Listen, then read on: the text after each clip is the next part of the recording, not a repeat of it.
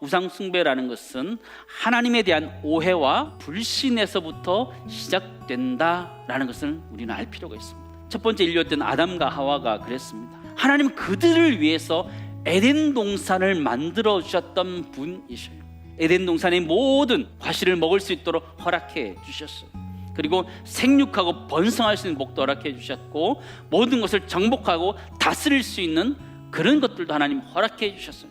그런데 사단은 아담과 하와에게 어떻게 하든지 하나님께서 우리에게 주신 축복들을 제한하는 것처럼 하나님을 오해하고 만들고 있어요. 또 선악을 분별할 수 있는 것을 잘못된 것처럼 표현하면서 하나님을 신뢰하지 못하도록, 오해하도록, 불신하도록 만든 것을 우리는 보게 되지요. 하나님에 대한 불신, 오해, 그것 때문에 하나님을 대신하는 것들을 만들게 되는데, 하나님의 자리에 하나님을 내리고 우리의 탐심을 그 자리에 넣고 있는 모습을 보게 되지요. 첫 번째 나누기 원하는 것은, 우상 숭배라는 것은 하나님의 자리를 자신의 탐심으로 바꿔치기 하는 것, 그것이 바로 우상 숭배라는 것이죠. 우리 인간의 목적은 무엇입니까? 웨스트민스터 소유리 문답에서는 사람의 첫째 되는 목적은 하나님을 영화롭게 하고 그를 영원토록 즐거워하는 것이다 명확하게 지적해 주고 있지요. 근데 우리는 살아가면서 잘 먹고 사는 것, 그것이 인생의 목적이라면 나는 우상 숭배할 수 있는 존재라는 걸 기억하면서 영적으로 깨어서 우리의 영혼이 하나님 영광을 위해서 살아갈 수 있기를 간절히 소망합니다. 고대 근동에는 우상들이 참 많이 있었습니다.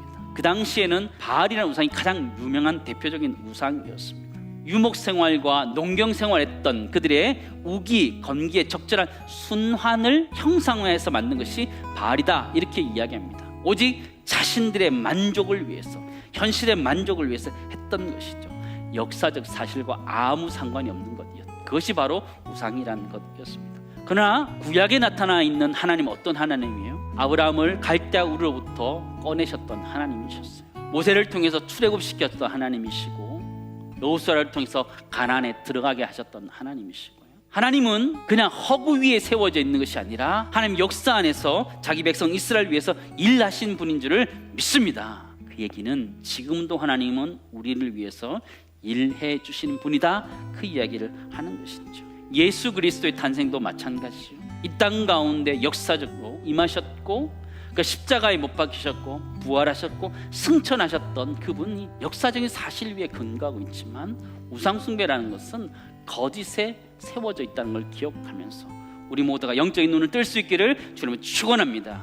두 번째 나누기 원하는 것은요, 우상숭배는 거짓에 근거하지만 하나님은 역사적인 사실에 근거하고 있다는 걸 기억하면서 우리의 신앙을 하나님 위에 세울 수 있기를 간절히 소망합니다. 출애굽기 32장에 보면 이스라엘 백성들이 출애굽한 다음에 모세가 하나님부터 말씀을 받기 위해 올라갔는데, 모세가 내려오는 것이 더디니까 불안해서 금송아지 우상을 만들게 됩니다. 1절에 보면 이스라엘 백성들은 자신들을 인도해 낼 신을 만들라, 이렇게 표현하고 있어요. 하나님은 이스라엘 백성들을 인도해 내셨던 분이셨어요. 애굽 땅에 10가지 재앙을 내리면서 이스라엘 백성들을 건져내셨던 분이에요. 건널 수 없는 홍해를 하나님 가르시고 마른 땅을 건너게 하셨던 분이 하나님이셨어요. 광야 생활하는 동안에 만나와 메추라기를 먹이면서 살게 하셨던 분이 하나님이셨어요.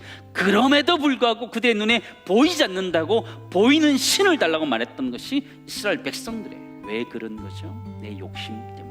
내가 필요할 때 언제든지 등장해야 되기 때문에 우리는 우상을 만드는 거죠. 그러나 하나님은 어떠한 형상으로도 우리들 가운데 나타나지 않으셔요. 그냥 단순히 하나님은 우리에게 말씀으로만 찾아오셨어요. 하나님이 원하시는 것은 무엇일까요?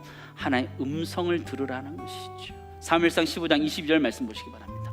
사무엘이 이르되 여호와께서 번제와 다른 제사를 그의 목소리를 청종하는 것을 좋아하신 것 같이 좋아하시겠느냐? 순종이 제사보다 낫고 듣는 것이 순양의 기름보다 낫다. 진정한 예배라는 것은 어떤 형상에 두는 것이 아니라 하나님의 말씀에 순종하는 것이 진정한 예배다, 우리가 말하게 되죠. 마지막 세 번째 나누기 원하는 것은요, 우상숭배는 형상에 집착하게 만듭니다. 그러나 진정한 예배는 순종에 집중하게 만든다라는 것을 기억하면서 우리 모두가 하나님의 말씀에 귀 기울이고 그 말씀을 따라서 살아갈 수 있는 은혜가 우리 모두에 있기를 간절히 소망합니다.